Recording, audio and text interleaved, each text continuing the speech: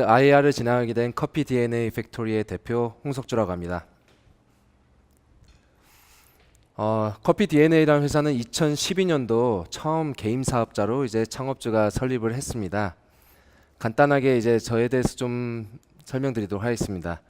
저는 2005년부터 2007년까지 3년 조금 안 되게 이제 신한은행 금융권 기업금융에서 이제 업무를 시작을 했고요.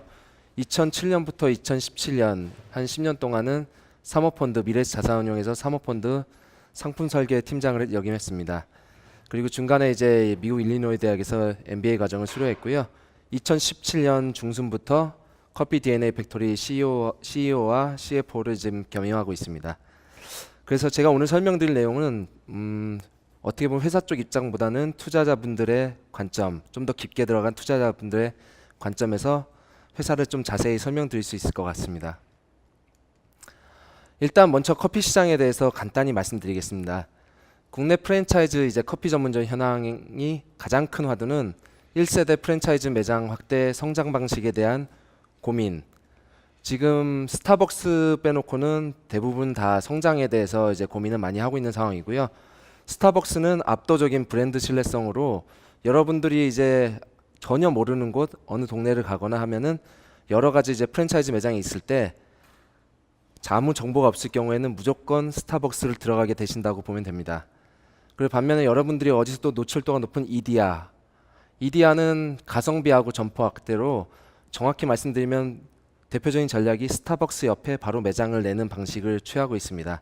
근데 최근에 이디야가 이제 고민하고 있는 부분은 이제 로스팅 공장을 자체적으로 하기 시작했다라는 거. 그 말은 그동안은 이제 매장 확대에 치중을 하고 맛에 대해서는 시작을 하지 않고 외주, 제가 알기로는 동서식품 맥심에 이제 아웃소싱을 하고 있었습니다. 그리고 할리스, 이게 또 흥미로운 부분인데 정확히 말씀드리면 PF, IMMP에서 이제 보유하고 있는 회사인데요.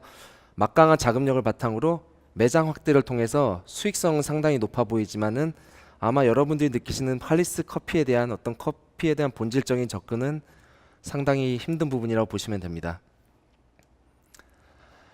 국내 커피 전문점 트렌드 변화는 요 1세대 어떤 성장 방식에 대한 고민하고 맞물리는데 일단 커피에 대한 취향이 명확하게 이제 소비자분들이 생기셨고요. 두 번째로 그에 따라서 이제 고급 커피를 찾고 홈카페를 원하는 트렌드에 이제 진입을 했습니다. 근데 재미난 부분은 여기 데이터에서 보시는 바와 같이 집에서 마시는 커피와 이제 커피 전문점에서 사 먹는 커피의 비중이 2014년 대비 2017년이 또 동시에 증가했습니다. 제가 봤을 때 이거에 대한 해석은 간단한데 홈카페를 해보니까 커피 맛에 대해서 조금 더 접근하게 되고 그 다음에 커피 전문점에 대해서 뽑는 거에 대해서 좀 더 회사에 대해 선별적으로 접근하게 됐다. 그래서 오히려 카페 판매는 계속 올라가고 있고요. 그 다음에 커피 전문점 이용 시 주요 고려 요인으로는 커피의 맛이 압도적으로 이제 높게 이제 응답이 되고 있습니다. 자, 그렇다면 이제 저희 나라가 선진 시장이 이제 정확히 말씀드리면 커피가 발달한 나라가 뭐 많이 있는데 대표적으로 이제 미국이 되겠고요. 글로벌 커피 전문점 트렌드를 보면 미국 쪽을 바라보면 거의 뭐 일맥상통한다고 보시면 될 것 같습니다. 일단 미국의 3대 스페셜티 커피 브랜드, 여러분들이 좀 관심 있으시면 다들 아실 만한 브랜드인데 스톰프타운, 블루보틀, 인텔리젠시아, 요 3대 이제 스페셜티 브랜드라고 보시면 될 것 같고요. 스톰프타운은 우리나라의 이제 라이센스 방식도 아닌 약간 조인트 방식으로 현대백화점 압구정동에 조그맣게 이제 약간 진출을 했고요. 직접 진출은 아닙니다. 그리고 인텔리젠시아는 이제 미국 쪽에서 주로 활동을 하고 있는데 디스트리뷰션 약간 이제 도매 판매에 좀 치중을 하고 있고요. 그 다음에 블루보틀은 네슬레에 인수되면서 더욱 커지고 있습니다. 세 개의 브랜드 다 특징이 결국 미국 대형 커피 브랜드에게 인수가 됐다는 점이 공통적 특징이라고 보시면 되겠습니다. 일단 DNA에 대해서 이제 말씀드리겠습니다. 2015년도에 법인 전환이 됐고요. 설립은 2012년 개인 사업자지만 법인 기준으로는 2015년입니다. 그리고 2016년 8월에 광화문에 있는 14평 매장에서 하루 월 매출이 4천에서 4,500 정도를 하면서 크게 매출이 발생을 했고요. 점차적으로 확대해가지고 2017년도 정확히 말씀드리면 5월부터가 이제 제가 같이 회사에 투자를 하면서 조인하게 된 시점이므로 100평, 30평, 그리고 200평 파트너 매장, 그 다음에 80평에서 300평 공장 확대로 점점 확장을 지금 시도하고 있습니다. 그리고 2018년 현재 일단 일본 쪽이 라이센스 방식으로 지금 진출하는 것이 협의가 되고 있습니다. 지금까지 DNA 사업 분야를 말씀드리면은 결론적으로는 로드샵 중심으로 더 깊게 들어가면 본점 중심으로 이제 매출이 발생을 했고요. 일단 지금 현재에선 도소매 교육 방식 교육 사업에 대한 영업 확대가 지금 중점적으로 향후의 목표라고 보시면 될 것 같습니다. 전체 매출의 80%가 세 개의 직영점에서 발생을 하고 있고요. 이 말은 자본력하고 신뢰성에서 상당히 중요한 부분입니다. 대부분 많은 프랜차이즈 매장들이 한 개의 직영점도 제대로 매출을 못 올리는 상황에서 확장을 하면서 이제 소비자들을 엄밀히 말하면 사업주들을 모집하고 있는 상황이고요. 당사 같은 경우 비직영점의 경우 위탁 운영, 컨설팅 또는 콜라보 매장 방식으로 운영하고 있습니다.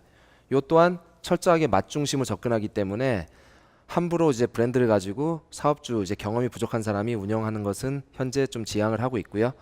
그 2018년 하반기부터 오늘도 제가 아침에 커피 공장 이제 이사 때문에 다녀왔는데 공장 기능 강화로 도소매 쪽에 더해서 수익성 부분에서 크게 지금 목표로 하고 삼고 있습니다. 재무 현황 간단히 점검하겠습니다. 2016년, 2017년, 2018년 이제 3개년째 지금 바라보고 있고요. 정확히 말하면 2년 반이지만은 2015년은 뭐 크게 의미가 없는 데이터였고요. 매출액이 4.9억, 13.2억, 지금 현재 저희 진도율로는 20억이 예상이 되고 있습니다. 순이익은 이제 계속 자본 투자가 발생했기 때문에 계속 적자로서 총 결성금은 한 9억 정도 발생하고 있고 올해 이제 이자 비용 감소와 여러 가지 이제 판관비 감소 요인으로 0.5억 정도 조금 아웃하는 이제 처음으로 BEP를 맞추는 상황을 지금 바라보게 됐고요. 자본금 기준으로는 총 제가 이제 18억을 투자를 했고요. 그래서 이제 1.1억, 2.2억, 이제 4.9억으로 증가했고 자기 자본은 잠식에서 이제 7억으로 이제 해소가 됐습니다. 총 매장 수는 직영 1개, 3개, 3개를 계속 유지하는 가운데서 아까 말씀드린 바와 같이 파트너하고 이제 위탁 운영 매장 중심으로 지금 성장을 하고 있습니다.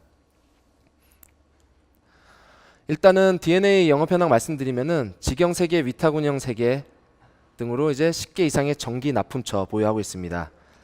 이를 통해서 이제 월 1.5억 로드샵 매출이 발생을 하고 있고요. 지금 현재 계속 협의 중인 거는 뭐 비공식적으로 이제 홈쇼핑에서 연락이 와서 진행되는 부분이 있고요. 현대백화점 뭐 그냥 대놓고 말씀드렸는데 자리를 주고 있는데 좀 엄선해서 지금 진출을 하고 있습니다. 그래서 이제 본점 자체의 어떤 유통 마진 부분이 좀 더 이제 고부가가 있기 때문에 그 부분으로 현재 성실히 진행을 하고 있습니다. 여기 매장 현황은 항상 이제 특히 여기 광화문 14평 매장 같은 경우에는 항상 매일 이거 이상 이 정도의 사람들이 계속 점심시간에 항상 대기 중이라고 보시면 될 것 같습니다. 일단 커피 DNA 크게 구조 먼저 공장부터 한번 들어가겠습니다. 공장의 이제 컨셉 자체는 다크 로스팅이고요. 산미 없습니다. 그리고 초콜릿 맛을 극대화해서 아메리카노입니다. 이게 왜 이렇게 핵심 포인트를 말씀드리냐면은 우리나라 총 이제 어느 커피숍을 가든 전체 매출의 50%는 무조건 아메리카노입니다. 결론은 아메리카노 맛을 못 잡으면은 매출을 올리기는 어렵다라고 보시면 될 것 같습니다. 일단 커피 원두 제조는 이제 2012년 2월 서울의 7평 매장에서 처음 시작했고요. 현재로서는 시그니처 블렌드는 두 가지가 있습니다. 아메리카 전용 에스프레소 블렌드하고 그 다음에 라떼라든지 기본적으로 우유가 들어가는 밀크 블렌드 두 개의 라인업을 구축을 하고 있고요. 콜드브루 다른 데 같은 경우 이제 콜드브루 대부분이 아무리 유명한 로스터에 가시면 다 외주하고 있고요. 전체 커피 시장으로 보면은 콜드브루 마켓은 10% 미만이라고 보시면 됩니다. 당사에서는 콜드브루에 엄청 집중을 하고 있는데 그 이유 중에 하나가 이 10% 대기업이 진출하기 상당히 어렵고 직접적으로 작은 로스터리들이 본인들이 관리하기에는 너무 어려운 부분이 있습니다. 당사는 전체 성수기 기준, 여름 기준으로 콜드브루가 전체 매장 판매 비중의 30%까지 상승을 합니다. 비수기에는 한 10% 이하로 떨어지고요. 30%. 그리고 상당히 고마진의 음료, 고급 음료로 인식이 되어 있기 때문에 마진 구조에 상당한 기여를 하고 있고요.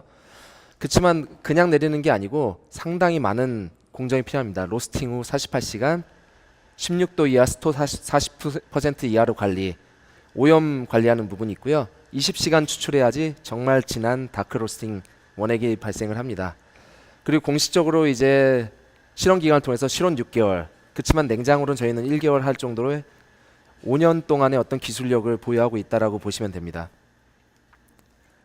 커피 DNA 이제 브랜드 샵을 말씀드리겠습니다. 저희는 기본적으로 노 프랜차이즈 전략이고요. 항상 목표는 지역을 대표하는 로스터리 카페를 만든답니다. 어떤 매장이 됐든 간에 그 지역을 대표해야 된다는 게 모토고요.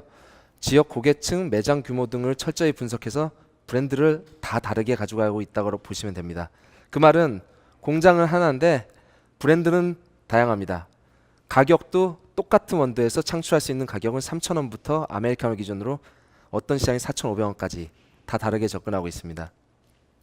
총 3개 브랜드가 있다고 보시면 될 것 같고요. 자, 작은 사이즈 한 14평, 10평 언저리에서는 커피 DNA라는 커피 DNA 로스팅 컴퍼니라는 브랜드가 하나가 등록이 되어 있고요. 베이커리는 이제 여기 100평짜리 매장입니다. 땅 기준으로. 밤부 베이커리 앤 브루잉, 그 다음에 BVBB라는 크루아상샵을 유지하고 있습니다. 그리고 디저트 카페로는 브루드 서울이라는 브랜드를 하나 보유하고 있습니다. 일단은 2010년 8월 처음 시작된 데가 이제 14평, 여기 광화문에 있는 그랑서울 이제 GS 타워에 있는 매장이고요. 14평에서 놀랍습니다. 월 4천만 나오려면 하루에 몇 잔을 팔아야 되냐면은 커피를 500에서 700잔, 1시간에 150잔, 이제 커피 마시는 시간이 아침, 점심에 정해져 있기 때문에 1시간에 150잔에 계산하시면은 1분당 아메리카노 2잔씩이 나와야 되는 생산량을 보유해야지 매출을 유지가 가능한 부분이고요. 그다음 브루드 서울, 여기 같은 경우에는 이제 신도시 같이 매출 자체가 이제 싸게 팔면은 절대로 높게 나올 수 없는 구조가 있습니다. 그 말은 뭐냐면은 저녁에만 고객이 있는 동네거든요. 이런 경우에는 디저트 카페로 해서 객단가 자체를 높여야 되는 미션이 있고요. 좀 더 고급 인테리어가 들어가야 됩니다. 그 다음에 여기 이제 합정, 저희 현재 시그니처 매장이라고 보시면 되시고요. 월 6천 매출이 나오고 있고 파티시에 3명, 바리스타 5명, 아르바이트 3명, 이제 거대 매장이고요. 100평 정도 매장이 됐을 때 많은 매장들 여러분들이 가셨을 때 자주 가고 안 가고의 요인은 그 매장 안에서 여러 번 방문했을 때 계속적으로 유지할 수 있는 컨텐츠가 있냐 없냐. 그렇기 때문에 저희는 여기서 처음으로 베이커리를 자체 생산을 시작을 했고요. 들어서 성공적으로 런칭을 해가지고 2호점인 성북동 지점으로 저번 달에 이제 오픈을 했습니다. 그리고 또 30평 매장에서 이제 베이커리를 하는 방식은 직접 생산을 하면은 앉을 자리가 없습니다. 좌석이 없다는 얘기는 매출을 올릴 수 없고요. 그렇기 때문에 베이커리를 만든 거를 배송하는 방식으로 했을 때 맛 자체 떨어지는 거 유지하는 거를 지금 테스트하면서 직영점에서 그거를 잡은 상태에서 외부에다가 추가적으로 매장을 내시는 분께 선보이려고 저희 자체적으로 약간 손실을 감수하면서도 투자를 하고 있습니다. 이거는 이제 예전에 아모레 퍼시픽 본사 사옥 쪽에 위치하고 있다고 보시면 될 것 같습니다. 명동 쪽입니다. 그리고 이게 2018년 6월에 오픈한 200평짜리 이제 차량으로 주차장이 총 15대 들어갈 수 있을 정도의 매머드급이고요. 여기 같은 경우에는 저희 모토는 그냥 1호점을 능가하는 2호점, 그리고 직영점으로는 하기에는 자본료 계속 투자할 수 없어서 당사에서 근무하던 직원이 이제 직접적으로 자체적으로 자본 투자를 했고요. 전체 인력의 절반은 커피 DNA 본사 소속 숙련된, 엄밀히 말씀해 합정점에서 근무하고 있는 최상의 인력이 투입돼서 고객사를 관리해주는 구조라고 보시면 되겠습니다. 콜드브루, 당사에서 가장 도매에서 현재 가장 관심을 가지고 있고요. 일본에서 진출할 때 일본 바이어가 직접 유통을 하고 싶어하는 부분이 요 부분이라고 보시면 될 것 같습니다. 일단은 콜드브루는 여러분들이 막연하게 생각할 때 그냥 비싸고 맛이 없다, 뭐 여러 가지가 있습니다. 그렇지만 저희가 콜드브루에 접근한 거는 그냥 원액, 콜드브루란 단어를 좀 뺐으면 좋겠는데 공식 명칭이 콜드브루라서 말씀드리고요. 이 컨셉 자체는 저희 회사에서 접근하는 건 매장, 집, 사무실, 카페, 그리고 당신은 어떠한 장소에서라도 똑같은 맛을 드셔야 됩니다. 아마 여러분이 되게 유명한 카페를 갔는데 아마 그 커피의 감명을 받고 원두를 사셨습니다. 집에 가서 아마 집에 있는 에스프레소 머신을 내든지 뭘 했을 때 아마 한 50%도 그 맛이 안 난다는 거를 아마 느끼고 되게 고민에 빠지신 경험이 많이 있다고 보시면 될 것 같습니다. 그거에 대안이 바로 콜드브루 원액.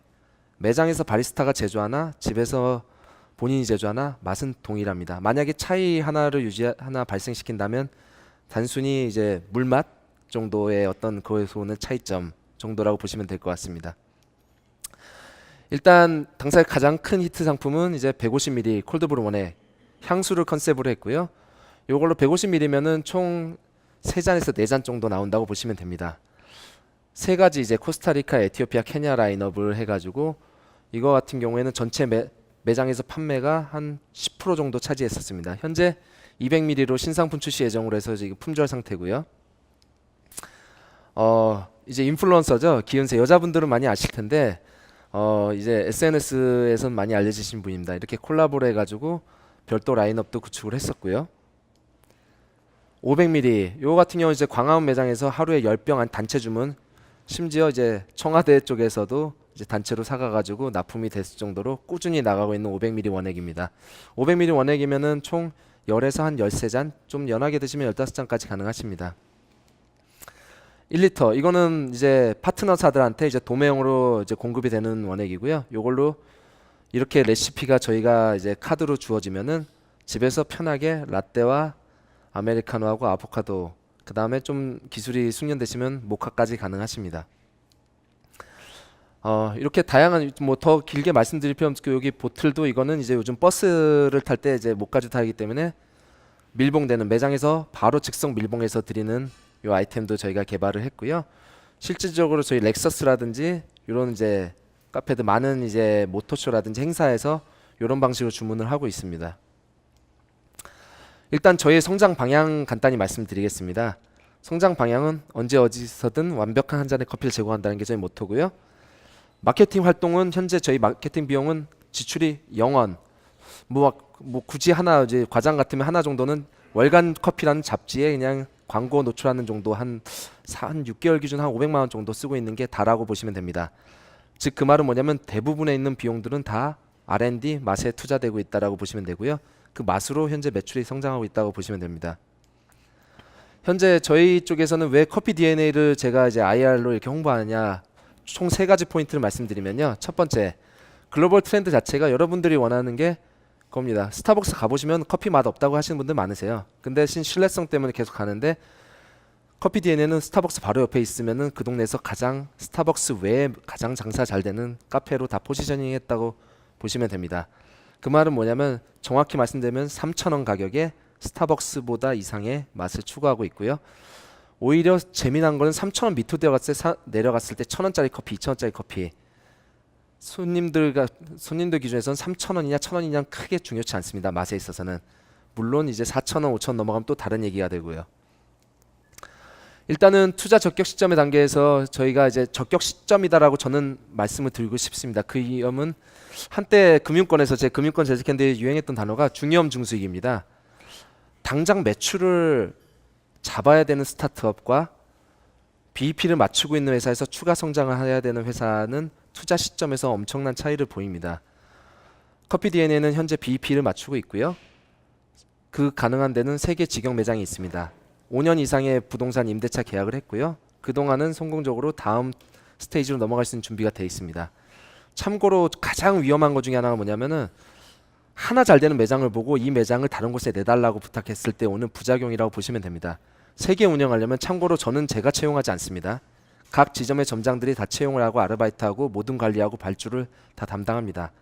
그거를 경영진에서 컨트롤할 수 있도록 시스템이 돼 있느냐. 한 개 지점은 그냥 가족 같은 아주 오붓한 분위기로 그냥 대충 관리해도 됩니다. 어느 정도 그냥 말로 하고 다 듣고 그전 시스템이 되면 커뮤니케이션 문제가 일단 당장 해결이 안 되고요. 그리고 본점 R&D 역량이 공급을 해줄 수 있는 캐파가 되느냐. 그 투자하는 부분이 있고요. 그 다음에 파견 가능한 인력이 보유가 가능하냐. 그리고 시스템 운영의 체계화가 됐느냐. 한 개하고 3개는 너무나도 큰 차이라는 걸 인식하셔야 될 것 같고요. 또 직영 매장 사이즈별로 다 다릅니다. 14평 빠른 생산 능력 1시간에 150잔 이상 생산 가능하냐. 30평 추가적으로 매출 요소가 있냐. 베이커리. 100평 이상 인테리어 확실해야 됩니다. 인테리어 확실하게 들어가야 되고요. 합정 같은 경우는 1:1 브루잉룸. 본인의 커피를 내려주는 걸 정면으로 바리스타 맛보게 되는 어떤 체험적 요소. 그다음 베이커리 전시 공간. 여기가 포토존입니다. 실질적으로. 이런 부분들이 많이 구비가 돼야 됩니다. 일단 마지막으로 이제 3번째 가장 중요한 부분은 자본이 투입됐을 때 직접적으로 매출하고 순이익 중계랑 연결되느냐. 커피 DNA는 현재로서는 바로 연결됩니다. 그 이유는 첫 번째 일단 과거에 성장하느라고 이제 고금리 채권이 있었던 거 제가 다 상환을 시켰고요. 그 다음에 생산 설비 증설을 위해서 김포 공장 확장 이전 80평에 300평으로 현재 지금 콜드브루 생산 능력보다 총 단순 계산으로는 6배 생산이 가능합니다. 그 다음에 직영전 3개 포함 10개 로드샵으로 일단 손익분기점 맞춰놨고요. 그 말은 뭐냐면 현재 만약에 자본이 5천만 원 투자했다. 단순하게 말씀드리면 이미 제가 태핑은 다 완료했고 5천만 원 생도를 구입을 대량으로 지금 현재 1,000만 원 단위 생도를 구입을 합니다. 5천만 원 구입하면은 바로 5%에서 7% 정도 다이렉트 트레이딩으로 원가 절감되면서 순이익으로 바로 연결되는 구조라고 보시면 됩니다. 예, 지금까지 커피 DNA에서 회사 소개하고 이제 저희에게 이제 투자를 해야 되는 목적에 대해서 간단히 설명드렸습니다. 감사합니다.